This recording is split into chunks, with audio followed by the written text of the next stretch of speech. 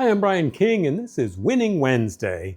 Today we're continuing our series talking about the complaints that men have about their wives. Now, I just looked these up, so I didn't make these up, and we are up to two that kind of go together. So I'm going to combine them. And the first complaint is about parenting. She becomes the alpha parent. And the second complaint is very similar. It is that she is totally into mom mode and only mom mode. Now, kind of a paradox here because the alpha parent thing, it's important sometimes. You need an alpha parent at some point. Both of you are going to need to be alpha parents when you're raising your kids. You need somebody to be in charge. There will be times when you need to advocate for your children, and you want to have an alpha parent in that situation. So it's not like alpha parenting is bad. It has good things. Same with mommy mode. I wanted my wife to be a really good mom, and she was. I guess the complaint comes in for some men when, like with the alpha mode, like instead of sharing that function, she becomes the alpha parent and he becomes the oldest child. That's not a good situation because you don't want another mother in the house. You don't want to be controlled, and you will rebel against it. It's just natural. You won't like it. Nobody does. And people put up with it, but it's not really what they want. And the other thing is, when they say that the other complaint is that they go into total mommy mode. Well, I don't want to give up my wife and see her just morph into a mommy. I want her to be a good mom. I want her to be really good at raising the children, but I also want her to be that sexy girl that I married sometimes. I know that it's going to be a change when we have children, but I don't want that girl to go away. I want to keep her around. And I think the problem sometimes is that, you become the youngest child at that point. You're lowest on the list.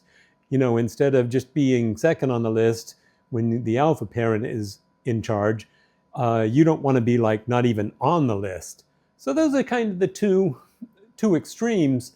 And that's why they become complaints, because they're extreme. And all of the good stuff about parenting and all of the good stuff about raising children and living life in a family situation is in the middle. Now, I never really had a problem with either of these. We basically we shared the alpha parenting thing. There were times when I had to be in charge, and there were times when I wasn't there and she needed to be in charge. And she did really well with the children, and she never tried to be in charge of me. And at the same time, there were times when she started to slip into I'm just the mommy mode, and we had to pull her back out and, get her to have a little more self-care and enjoy life again instead of just being in mommy mode. And, that can be a real challenge especially for us, it happened when we had our third child. And, we really had to work at making sure that the sexy wife didn't go away. She wasn't like there all the time, but she showed up when she needed to, and it worked out really well. So I can't really talk deeply about these, but I can talk about parenting. We parented 3 children. They're all very normal children. They are both all productive. They're all grown up now. They all moved out, and they're all making money, enjoying their life, doing the things they want to do, and having fun. And we still have a marriage at the end of raising those 3 children. So from that point of view, I can tell you some of the things that we did that I think helped us to win at that, to win at being parents, and to win at having our marriage still there when we were done raising children. One of the things that we learned very early was that we needed to present a united front to the children, because we would notice that, there were times when if one parent said one thing, they would go to the other parent and say, what do you think? Expecting to get a different answer. And we learned really quick that that was not a good thing, because then they could play us. And we needed to present a united front, so we did. We talked about things. If one of the children came to us and asked something, we would say, well, what did your mother say? Or she would say, what did your dad say? Or we would say, let me check with dad, and I'd say, let me check with mom. So there was no playing us to get a different answer.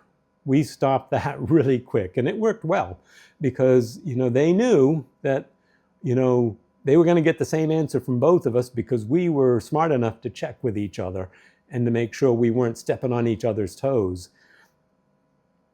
Another thing we did, it's really hard to do, and I'm not saying we were perfect at all these things. We were just consistent. It's not like we got it right all the time, but we came back and we worked on it. We didn't always present a united front, but that was our goal. We by no means were perfect, but we had fun. And the second thing is, we avoided a child-centered home. And what I mean by that is, the children were not in charge. They didn't just walk in and get whatever they wanted from the fridge. They didn't turn the TV on whenever they wanted. We didn't have screens back then, but there was computer time. And they knew that there were schedules, and that they had to follow those schedules if they wanted to be happy. And it wasn't difficult, but we made sure they knew that we were the parents and they were the children. We loved them. We made sure they had what they needed, but we didn't cater to them. We desired to be good parents, and we set boundaries and gave them everything they needed to work within those boundaries. And we enjoyed it. They enjoyed it. They had fun. Another thing we did was, we really worked at our marriage, because we knew that parenting is like just a subplot of your marriage. It's going to be over. I mean, you're always a parent, but like raising children, they get to be adults and they move away. We wanted to be sure that we still had a marriage when we got to the end. So we put in a lot of effort into making sure that we maintained our marriage, because we desired to be, together. And we did it, in a sense, we did it for the children, because we knew that the best place for children to be raised was in a two-parent household, and we didn't want anything to tear that apart, and we didn't want them to have to go through, the struggles that come with, there are so many single parents out there that are struggling. They can still raise great kids, and they do, but we knew that the best place for our kids was if we could stay together. So we worked at it, and we have a great heart and compassion for people who are raising children in a single parent home. That is hard work, really hard work. And you can do it. It just takes a lot more effort. So we really worked at keeping our dating going. We continued to date during marriage. We made sure that we got away. We did family vacations too. We got away, and we made sure that the kids saw us having fun and saw us enjoying each other. And we also got away individually. We got, some time where we could just go and work on our marriage and be happy, and then come back and enjoy our children. That's super important too.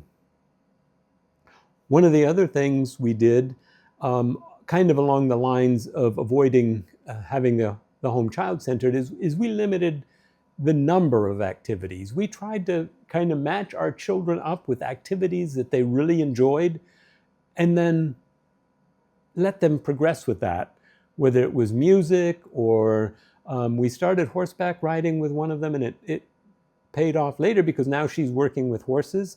But we didn't like make that the whole focus of every weekend and everything. We just exposed them to different things that they were interested in and kind of followed up with the ones that they really enjoyed, that they really felt drawn to.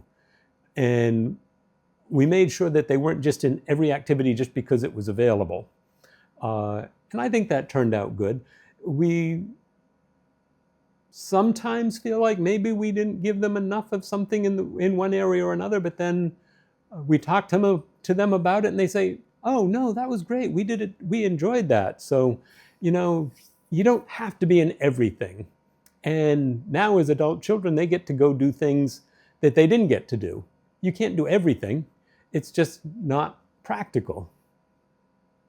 Another thing we did was we ate meals together. I don't know, I think that was really important because we got to talk to our children, we got to be close to them. It was every day we got time with our children, so we knew what was going on in their lives. There was no, hidden problems. Everything had to come out because we had that time at the table. We talked and we enjoyed each other, and we found out what was going on with them. We let them share. We encouraged them to talk with us and with each other and to just have fun. And we did that pretty consistently for all the time when the kids were young. Another thing we did, and this was harder for me, I got involved with parenting. It's not always easy. It didn't come natural. I had to learn to be a parent. There's nothing wrong with that. And what I did was I made sure that I was available. I tried to learn everything I could with my wife so that we were on the same page. And I didn't let her just take over. I just kind of got in and did what I could do along the way. And I made sure that she knew that if she needed help, she could just ask. And then when she did ask, I responded. I remember one of the really hard things she asked me to do. She said, honey, I need some help. And I said, okay, what do you need? And she said, I need you to put the kids to bed. And I'm like, okay, I can do that tonight. No, she said, no. I need you to put the kids to bed like every night from now on. And I'm like, that's scary because I don't know how to put kids to bed. I know how to wind up kids. I know how to play rough. I know how to get them, outside playing ball, running around, doing things. I don't really know how to calm them down and get them to bed and get out of the room without them, wound up more. I had to learn how to put kids to bed. We'd sit, we'd talk, we'd read a book, we'd play with our stuffed animals and then arrange them and then give them a kiss and tuck them in and make sure they had their water and they'd been to the bathroom and all the little details that you need to do. That did not come naturally, but I did it. And after I'd started doing it a while, I looked forward to it. I enjoyed it. It was like a very special time with my children. And I'd highly recommend it. And like I said, it didn't come natural. You can't just not do the things that don't come natural. You've got to get in there and do them. I'm not special in any way. I didn't know how to do it, and it didn't go great the first few times. I needed help. She probably had to come and say, no, don't read that scary book. Read this one that will get them to sleep.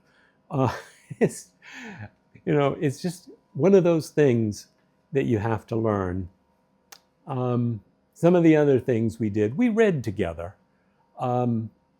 some of the classic books. We read all the Narnia books together out loud with the kids. And that was like, instead of TV or other kind of stuff, we'd read the books and then we would watch the movies afterwards and see how they were different. The Narnia books, the Little House on the Prairie books were really good. The Hobbit, when they were a little older, that was a really fun one to read as a family. Little Women, Little Men, a bunch of other classic children's books, Charlotte's Web, obviously, and all of the different books that were age appropriate at the time for the kids. That was fun. We really enjoyed that. And it was something that we could all do as a family. We could take turns reading. That's another thing we did. We would, when they were learning to read, would get them, started. I would read a chapter. They would read like the next chapter on the smaller chapter books. And it was fun. We enjoyed it. It was like a very special time. So that's just a bunch of the things we did. I see this video's getting kind of long, but Winning Wednesday, if you want to win at being a parent, you can. There's all kinds of pitfalls and all kinds of things you can fall into, but there's also a lot of little things you can do that will help you to win. And I hope you got something out of this tonight, and that I'll probably be talking some more about parenting. It's a lot of fun to enjoy your kids and to raise your family. And we're waiting now for our grandchildren to come along, and we'll probably start doing that, all those things all over again, and just having fun with it. That's one of the most important things with parenting, is have fun, enjoy them. I have no idea how we became empty nesters so fast. It really does fly by. So enjoy them. And yeah, they're messy, they're noisy, they're obstinate sometimes, but there's also the really sweet times when you can really get to know them and enjoy them and have fun with them. It's worth it. It's worth every minute. So that's it for today. We will see you next week for another Winning Wednesday. Thanks for listening.